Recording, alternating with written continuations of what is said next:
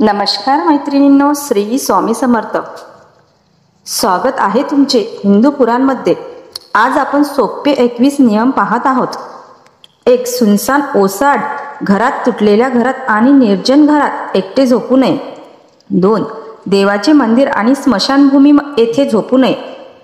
झोपले व्यक्तीला अचानक उठवू नये. विष्णू स्मृती, विद्यार्थी, नोकरदार आणि द्वारपाल जर बरा काळ झोपले असतील तर त्यांना जागे केले पाहिजे. चाणक्य नीती. 5.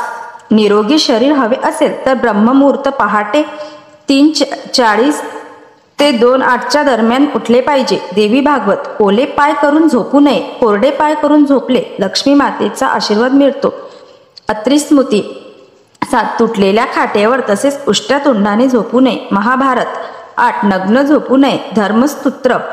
9. पूर्वेकडे डोके करून झोपले विद्या प्राप्त होते व शिक्षणात प्रगती होते. 10. पश्चिमेकडे डोके करून झोपल्यास तीव्र चिंता निर्माण होते. 11. उत्तरेकडे डोके करून झोपले तोटा होतो, सतत मृत्यू भय असते.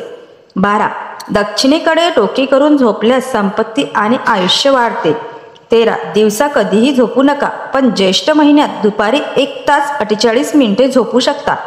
दिवसा झोपले आजार उद्धव व आयुष्य कमी होते. 14. सूर्यास्त वेळ झोपले माणूस गरीब आणि असहाय्य होतो.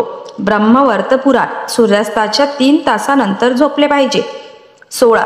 डाव्या कुशीवर झोपणे आरोग्यास फायदेशीर आहे. 17. यम आणि दृष्ट देवतांचे निवासस्थान दक्षिणेकडे असल्याने त्या दिशेला पाय करून झोपू नये.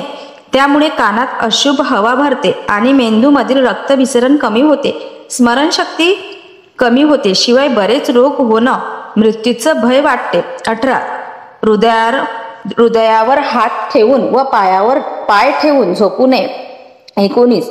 पलंगावर बसून खाणे पिणे हे अशुभ आहे. 20. झोपताना वाचन करू नये, असे केल्याने नजर दोष निर्माण होतो.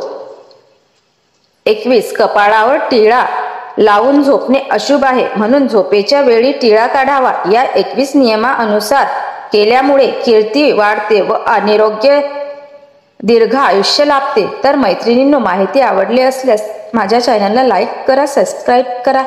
धन्यवाद.